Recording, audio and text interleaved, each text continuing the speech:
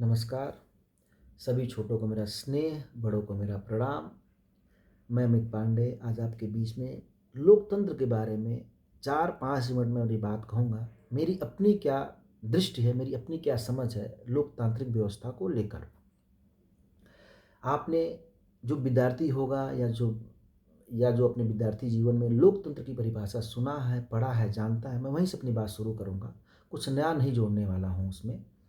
तो जो लोकतंत्र की परिभाषा है वह यह है कि जनता के लिए जनता द्वारा बनाई गई एक व्यवस्था। अब आप गौर करिए, जो महत्वपूर्ण बात है वह यह है कि इस लोकतांत्रिक व्यवस्था में जनता क्या है? लोकतांत्रिक व्यवस्था में केंद्र क्या है? जनता है। और जनता की प्रथम इकाई क्या होती है? व्यक्ति होता है। ये महत्वपूर्ण बात है कि लोकतांत्रिक व्यवस्था में जो लोकतंत्र की प्रथम इकाई है वो क्या है? व्यक्ति है। तो जो कोई भी कानून बनना चाहिए या बनाना चाहिए, उसके केंद्र में कौन होना चाहिए? अंतिम व्यक्ति होना चाहिए। ठीक है। लेकिन वर्तमान में या विगत कुछ वर्षों में किस तरह के कानून देश में बनते हैं? जाति को देखकर, धर्म को देखकर, संप्रदाय को देखकर, गिरोह को देखकर कानून बनाया जाता है। ठीक है। और जब आप ऐसा करते हैं, जाति को, धर्म को, संप्रदाय को, गिरोह को देखकर आप कानून बनाते हैं, तो उस समय मेरी दृष्टिकोण में मैं समझता हूँ कि वो लोकतांत्रिक मूल्यों की हत्या करने जैसा है, या यूं कहे लोकतंत्र की आत्मा का हत्या करने जैसा है। एक आपको सच्ची घटना बताता हूँ। देश आज़ाद हो चुका था। गांधी जी के पास लोग गए और बोले कि देखिए, नई व्यवस्था, स्वराज्य हम स्थापित कर रहे हैं, आप अपना आशीर्वाद दे दीजिए। गांधी वर्तमान व्यवस्था जो अभी चल रही है, इसके गांधी जी बहुत पुरजोर विरोधी थे। वो स्पष्ट रूप से कहते थे ये पार्लियामेंट्री डेमोक्रेसी सिस्टम जो है वो बाज और बेस्या है, इसमें से कुछ भी अच्छा नहीं निकल सकता है। लोग गए उनके पास, उन्होंने बोला कि आप आशीर्वाद दे दीजिए। तो गांधी जी बोले, देखो मेरा आशीर्वाद तो इस व्यवस्था के लिए नहीं नहीं मैं नहीं दे पाऊंगा।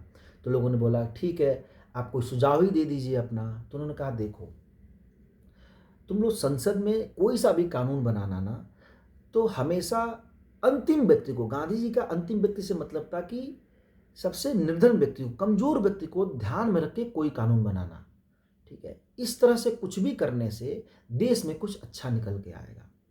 ये रही बात जो मैं लोकतंत्र के बारे में कह रहा था, जो मेरी अपनी समझ है कि लोकतांत्रिक व्यवस्था में, लोकतंत्र में अगर हम कोई कानून बनाएं तो व्यक्ति को ध्यान में रख के बनाएं, ना कि जाति को, संप्रदाय को, गिरोह को या धर्म को देखकर बनाएं।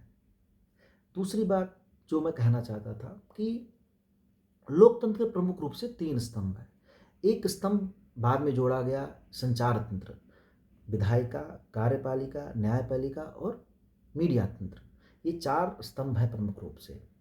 आप अगर कल्पना करें कि इन चारों स्तंभों की जमीनी हकीकत क्या है, मतलब मेरे जैसा वैचारिक आदमी बिल्कुल जब इस बारे में सोचता है तो विचलित हो जाता है, परेशान हो जाता है। आप जाइए न्यायपालिका में, जज के सामने पेशकार घूस लेता है और जज कुछ नहीं कहता है। और एक बहुत गंभीर बात मैं आपको कह रहा हूँ, जिस देश में न्याय ना विलंब से मिलता है, उस देश में अव्यवस्था निश्चित तौर पर हो जाती है और उस देश की व्यवस्था बहुत दिनों तक चल नहीं पाती है। इस विषय में मैं नहीं जाऊंगा। मैं फिर आता हूँ कार्यपालिका पर। ठीक है। आप कल्पना करिए, एक गरीब आदमी किसी जिले के एसपी के पास जाता है। गरीब आदमी से मतलब कमजोर आदमी जाता है। क्या एसपी उसको उसका उचित सम्मान देता है? मिनिमम जो सम्मान उसको मिलना चाहिए एक मानवीय आधार पर देता है? हजारों में कोई एक एसपी होगा या एक पुलिस वाला होगा जो सम्मान देता होगा। अपने कुर्सी पे बैठा रहता है और 10 मीटर दूर बेचारा वो गरीब आदमी बैठा रहता है। मतलब उसके दिए गए टैक्स के पैसे से पूरी प्रशासन के घर का चूल्हा जलता है, उस एसपी के घर का चूल्हा जलता है, लेकिन वो आपको नौकर की तरह ट्रीट करता है। ये गुलामी की मानसिकता हम लोगों में भर गई है। ये जो बात मैं कहना चाहता हूं ये बहुत गंभीर बात है। अच्छा, कोई भी थाना बता दीजिए, एक सिंगल थाना, पूरे देश की बात बता रहा हूं, जहां घुसखोरी, दलाली का काम नहीं होता हो। क्या यह बात हमारे मुख्यमंत्री, किसी भी प्रदेश के मुख्यमंत्री हो, ठीक है, नहीं पता होगा, प्रधानमंत्री को नहीं पता है, क्योंकि वो भी तो इसी सिस्टम से गए हैं। उनको पता है ना कि थाने में एसपी, डीएम, कोतवाल, सब इंस्पेक्टर सब दलाली करते हैं। हाँ, न्याय भी होता है, लेकिन वो न्याय बस इसलिए होता है ताकि हमारा न्याय पर, हमारा इस व्यवस्था, उतना ही न्याय होता है ताकि जितना हमारा इस व्यवस्था पर विश्वास बना रहे। 100 लोग गए, 2 लोग के साथ न्यायोचित व्यवहार हो गया, ठीक है, 98 लोगों को अपमानित किया गया, ठीक है, इसको न्याय तो नहीं कहेंगे ना। अच्छा, उन 2 लोगों के आड़ में हम इस व्यवस्था को सही ठहरा रहे हैं कि व्यवस्था बहुत ठीक है। तो ये कुछ गंभीर बातें हैं। अच्छा, मैं बहुत भारी मन से कह रहा हूं, इतना असंतोष इस देश में फैलेगा एक समय कि गृह युद्ध होने की स्थिति हो जाएगी। मैं सच कह रहा हूं, मुझे नहीं लगता कि ये लोकतंत्र बहुत दिन तक चलेगा अगर ऐसा ही सब कुछ चलता रहा तो ये कुछ छोटी बातें थी। हमको सोचना होगा, नए सिरे से सोचना होगा, पूरी व्यवस्था में एक रिजोल्यूशन लाना होगा, एक क्रांति लानी होगी, ठीक है। अच्छा, एक और बहुत गंभीर बात कह रहा हूँ, जो मैंने समझा है, मेरी अपनी समझ, मतलब मेरा ऐसा कहना है कि मेरा अपना कोई विचार नहीं है। पहले मैं लिखता था कि मेरे अपने विचार हैं। मैंने गांधी जी के ना एक हिंदू स्वराज पढ़ा, आपको एक घटना बताता हूँ। तो गांधी जी ने जब लिखा ना, तो उसमें उन्होंने लिखा था कि जो मैं लिख रहा हूँ वह मेरे विचार नहीं है और वो मेरे विचार भी हैं। तो मैं इसको पढ़ के बड़ा कंफ्यूज हो गया कि यार ऐसा क्यों कह रहे हैं वो।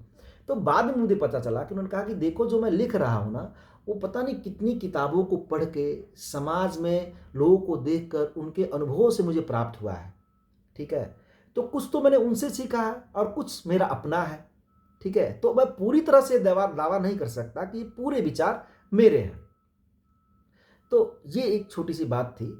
तो अपनी बात मैं ख़त्म करता हूँ और मुझे लगता है कि आप लोग भी लोकतंत्र को एक नए सिरे से देखने का प्रयास करेंगे। और एक और बहुत गंभीर बात मैं कह देता हूँ जाते जाते, कि कोई भी नेता हो, ठीक है, अगर वो जाति विशेष की, धर्म विशेष की, संप्रदाय विशेष की बात करता है ना, तो निश्चित तौर पर उसके मन में कुर्सी का लालच है। देखिए, कितने बड़े नेता हुए, जो बड़ा नेता होगा ना, वो कभी किसी वर्ग विशेष, धर्म विशेष, जाति विशेष की बात ही नहीं कर सकता है।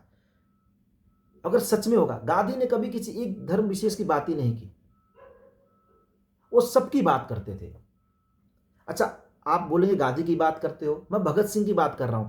भगत सिंह की मैंने बहुत सारी किताबें पढ़ी हैं। फिलहाल अभी भी मेरे पास एक किताब है, मैं पढ़ रहा हूं इसमें, और उन्होंने नेहरू के बारे में बहुत अच्छा कुछ लिखा है। सच में बहुत अच्छा कुछ लिखा है, आप सभी को पढ़ना चाहिए किताब, ठीक है। तो इन्होंने कभी किसी जाति, धर्म या किसी व्यक्ति विशेष या फिर किसी गिरोह का ही बस नेता नहीं बनना चाहा इन्होंने। जो बड़े नेता होते हैं ना, वो समग्र विचार के होते हैं, वो सबके बारे में सोचते हैं। तो आप चिन्हित करिए कि कौन नेता है जो सबके बारे में सोचता है, केवल हिंदू हिंदू बोलता है, केवल मुसलमान मुसलमान बोलता है, केवल जात जात बोलता है। ऐसे नेता समाज के लिए बहुत घातक है और राष्ट्र के लिए भी घातक है। इनको तो कुर्सी चाहिए। और कुछ हम लोगों में भी, मतलब हम लोगों से मतलब है आम जनता में भी कुछ सुधार की गुंजाइश है। वैचारिक रूप से थोड़ा मनन चिंतन करें ताकि देश अच्छा हो, भला हो, आगे बढ़े। इतना ही बात हमें कहना था। आप सभी को नमस्कार।